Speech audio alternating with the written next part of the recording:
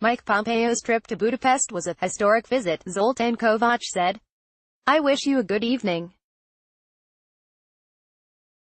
According to the State Secretary for International Communication and Relations, the United States has previously been inclined to forget about Central Europe and to leave this area behind. The American Secretary of State visited Hungary first during his Central European journey and announced the expansion of U.S. trade, diplomatic, and cultural relations. We are discussing the reasons and the expected developments with my guest today, István Gyarmati, a foreign and security policy expert. Good evening. Good evening. A very short question at the beginning. For whom was this meeting more important and useful, the United States or Hungary? I think for both of them. Which is interesting, because if we say that the visit was important to both the giant and the small country, it means that the visit must have included some interesting and special elements. And that is the case here, especially if we consider what we can expect from the visit. We are going to discuss the details in a moment, but before that, let us recall what the U.S. Foreign Minister said here in Hungary. You know, the U.S. has been too far away from Central Europe recently. This is unacceptable. The gap that we created was filled by our competitors. Today, we are reaffirming our commitment and we will compete for the region. We will do this through the renewed diplomatic relations. This means strategic cooperation, which also allows us to honestly discuss issues that we do not agree on with our allies. We will achieve this goal by expanding U.S. commercial, diplomatic, and cultural relations.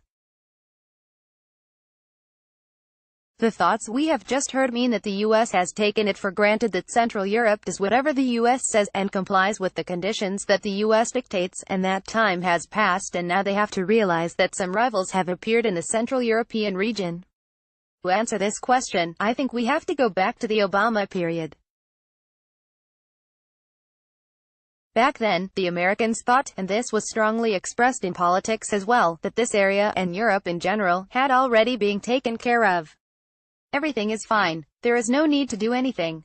Here, democracy and cooperation with America are raging. There is NATO, the European Union, and so on. Then, they realized that this was not the case. To mention just one item, my generation still remembers the tremendous role that the United States played during the Cold War to keep Europe and Central Europe, although we were on the other side formally, safe. There was no war, and then the region was freed from communist oppression. Young generations no longer remember this, which is natural. I do not mean it as a reproach. And, for them, the United States is just another superpower like the rest, and superpowers are not pleasant in general. But the image of America should be preserved and they have forgotten that. To what extent has this image become eroded? To a great extent. I think the Americans, on the one hand, neglected the area, and, on the other hand, they did some things that the region didn't like very much. For example, we are still arguing about whether the Iraq intervention was right or wrong. And, obviously, those who are America's opponents have been pushing into this area. It is mainly Russia, and Russia's policy has significantly changed in this decade anyway. So, the Americans neglected the region, and the Russians began to concentrate on this area. We will discuss this later in more detail. Going back to the V4, what is the relationship between the Visegrad countries, not only Hungary, and the United States? There is always a big challenge of how to create a balance between the West and Eastern Europe that is acceptable for all the parties. The Americans have not noticed for a long time that the Visegrad 4 exists, that these 4 small countries are here. So far, Poland has been important to them. Then, a non-V4 country, Romania, came in the picture. So, these 2 countries have been strategically and militarily important for America. They didn't really deal with the Visegrad 4. We don't remember that the American president invited the leaders of the Visegrad 4 to Washington. He spoke little about this region and Hungary. I don't even remember him mentioning the Visegrad countries. But the Visegrad countries have become stronger for all sorts of reasons and have become an important factor in the region. And the Americans notice that there is not only Poland and Romania, but there are others who are very important. To mention just one issue, America does not have a more important ally in Europe concerning the Middle East and Israeli politics than the V4. And the Visegrad Four are going to Israel right now, and the Israeli Prime Minister will take time in the middle of his election campaign to meet the V4 leaders. This should be noticed. This event is very important. What can we expect from this meeting? I think that the meeting itself is very important. But it's not just symbolically important. In diplomacy, symbolism is of immense importance. If I were American or if I were the Israeli Prime Minister, fortunately I am not, then I would try to discuss with the V4 that the four of us should transfer our embassies to Jerusalem. Our Prime Minister said that he did not really want to do it alone, which is perfectly understandable. But I think it would be quite understandable and normal for the Visegrad Four to do it together, and it would not be very easy for anyone who dislikes it to protest against it. Let's turn to economic issues. It is obviously important for Hungary, but from this meeting it seems that it is important for America as well, to develop economic relations, which have been pretty good even previously, between the two countries. The specific situation is that, unlike China, this area does not have an industry that causes unemployment in the United States, so the US does not really have a commercial war with us. Let me note that the USA does not really have a commercial war with the EU either, because the American war on trade with the European Union is mainly about Germany. So, there is no such problem with us, and they can safely develop economic relations here. Trump's slogans of "America First" and "Bring production back to America" do not apply to this area. However, from an economic point of view, certain conflicts arise in relation to defense expenses. One can hear that America has not received any orders from the Zarini 2026, and they are somewhat deplored about that. The question is whether it can change in the future. This is not only about security issues, but about material issues as well. It has to be mentioned that American diplomacy has been about economic relations, the representation of American economic interests, for a very long time, just as much as about the representation of other political interests. Now, in the Trump period, I think it is getting stronger, understandably. From the lively, strong U.S. economic relations, the element has been lacking so far to get something from the U.S. military industry, but it seems that now it is being replaced. What can economic actors expect? In which areas can this cooperation be expanded? In all areas that are of interest to America and Hungary, starting from the defense industry. Of course, this is a big cliché. I think we need to focus on expanding our technical and technological cooperation with the United States, because both sides need it. It is no longer true that America does not have a rival in technology, because today China has overcome the Americans in artificial intelligence research. In this area, America really needs to have brain capacities. And they don't have to do it with brain drain, they could bring the research here. In addition to economics, which is closely related to defense systems and defense spending, if we look at ideology, then now it seems that Hungary can set an example for the US. For example, in terms of border protection, the fence was a positive example that was publicly appraised not so long ago and was mentioned as an example to others. There are many more questions in which cooperation can be much more powerful than it was before. For example, is migration a good example? Well, migration is, in principle, a good example, but in practice, migration in America is different than in Hungary.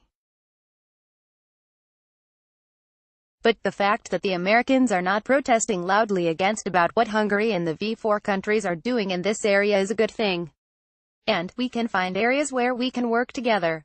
I have a lot of ideas on how to improve border protection. From drones to equestrian soldiers, it's all conceivable. And then, at what level and in what area we can coordinate and cooperate with the Americans, this is another question. Another question is, how much money the parties are willing to spend. Yes, but now it seems that America, or the American government at least, is willing to spend money on it, but Congress is not so much yet. And we are willing to as well. To what extent can the conflicts between the two countries, such as the CEU issue, weaken the good relations between the two countries? Everyone is saying that this was a historic visit. Zoltán Kovács, the government spokesman, even said that a new era begins. So, how could this new era be damaged by such conflicts? And, this is just the Hungarian case, but there are some problems among the other Visegrad countries that need clarification.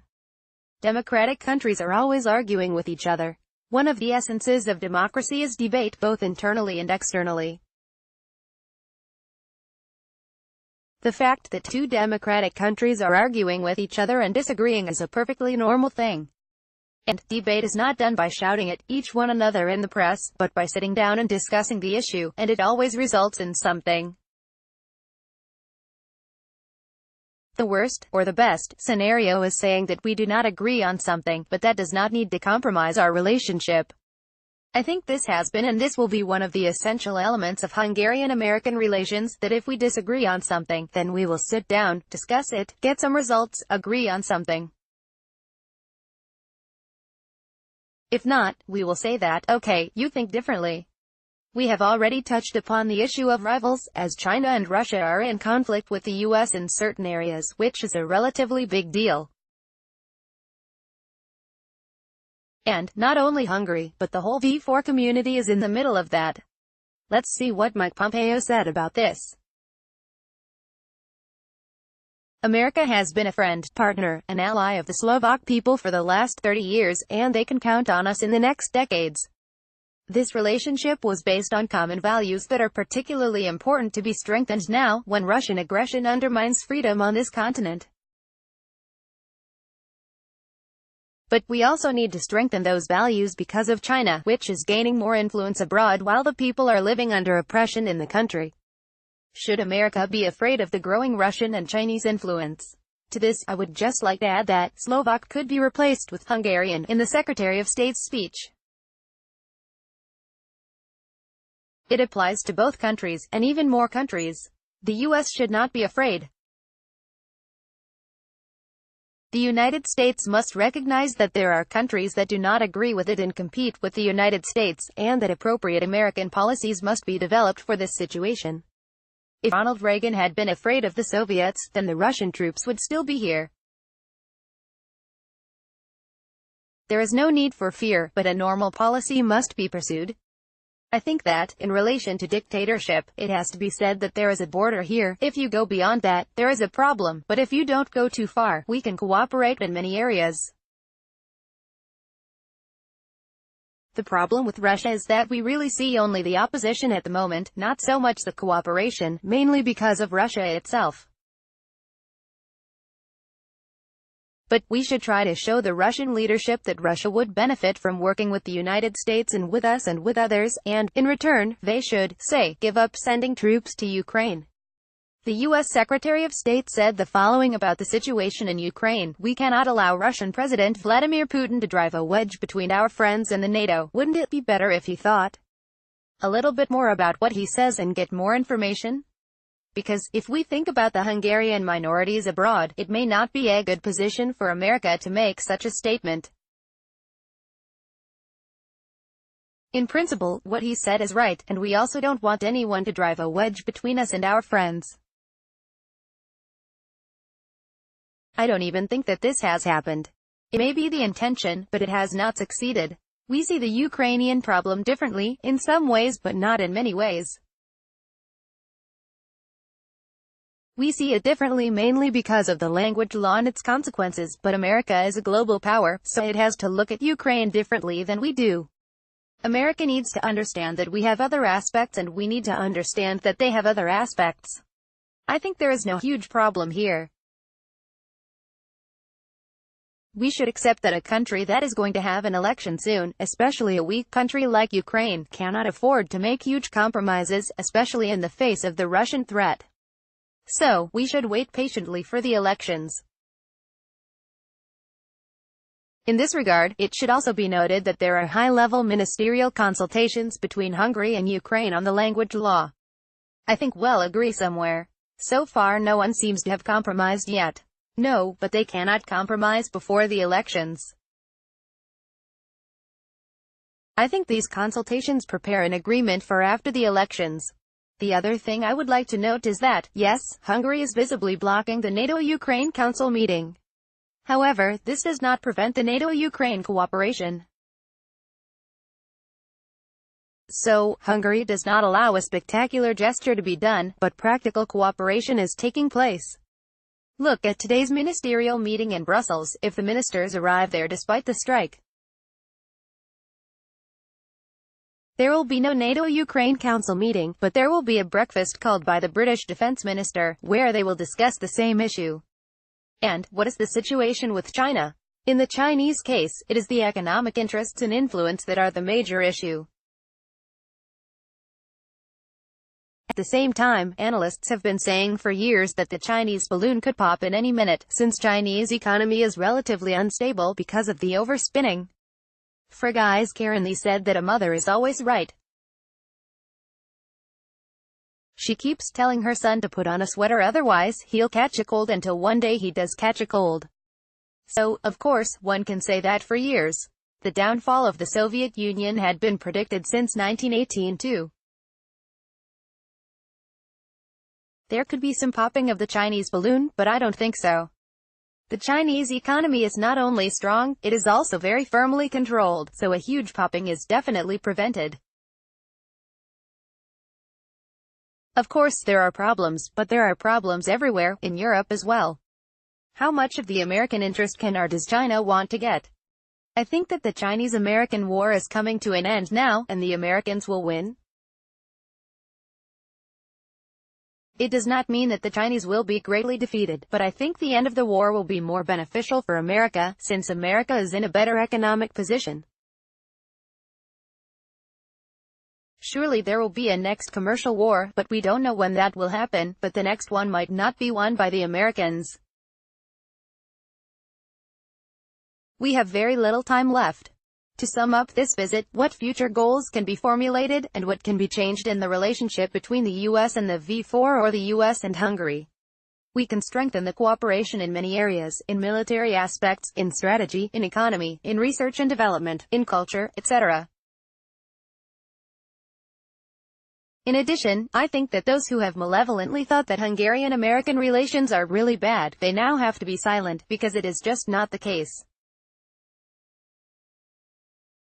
This had not really been the case before either, but now it is definitely not the case. It is partly our responsibility to live with the opportunities that this visit opened up. Do you see any chance that leaders of the two countries will meet in the near future? Yes, absolutely. Did this visit lay down the foundations for that? Yes, I do see the chances. For sure they will meet at the London summit in the fall. Will there be a separate meeting for the two leaders? I think that the possibility should not be overstated. Of course it is great if you are invited to the White House. I'd like to go there too, even though I'm not welcomed by the president, and it has a huge symbolic value. I do think that the meeting will happen sooner or later. Istvan Gyarmati, thank you for coming to us. You're welcome. And our viewers, thank you for your attention. This was the program on the Visegrad cooperation. We're looking forward to seeing you next week. Have a nice evening, and goodbye.